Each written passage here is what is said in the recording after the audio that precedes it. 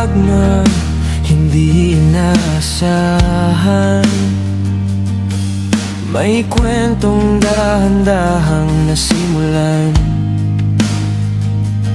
nang mabuksan ng royal sa kanilang harapan. May ngiti at kilig na hindi mapigilan. Si Edu ay masayang nakatingin, habang si Veanzi ay tila nahuhulog na rin. Simpleng tagpo, ngunit may kakaibang dating. Sa puso ng marami naging tampok na damdamin. Unti-unting lumalim ang samahan. Maraming puso ang naging saksi sa daan.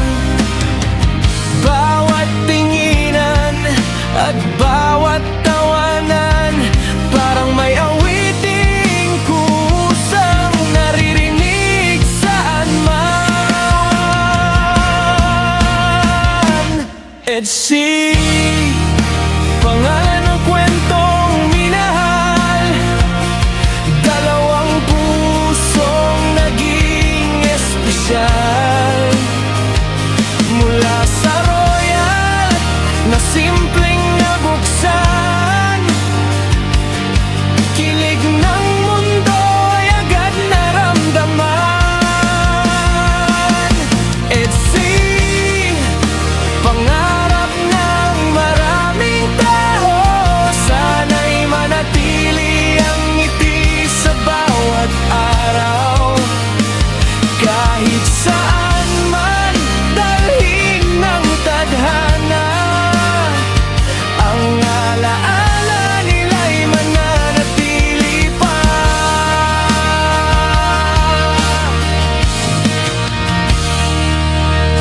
Maraming sumubaybay sa kanilang kwento. Bawat sandali parang isang himala rito. Mga ngiti nilang tunay at totoo, nagbigay saya sa mga taong nanonood.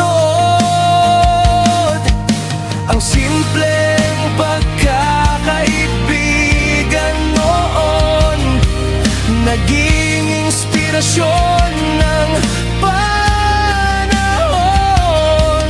At sa bawat kabanatang nabubuo, mas lalong dumarami ang humahanga sa inyo.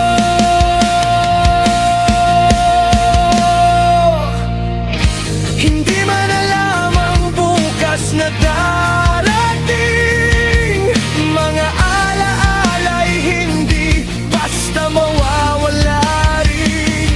Dahil minsan sa buhay ng bawat tao, may kwentong nag-iiwan ng ngiti sa puso.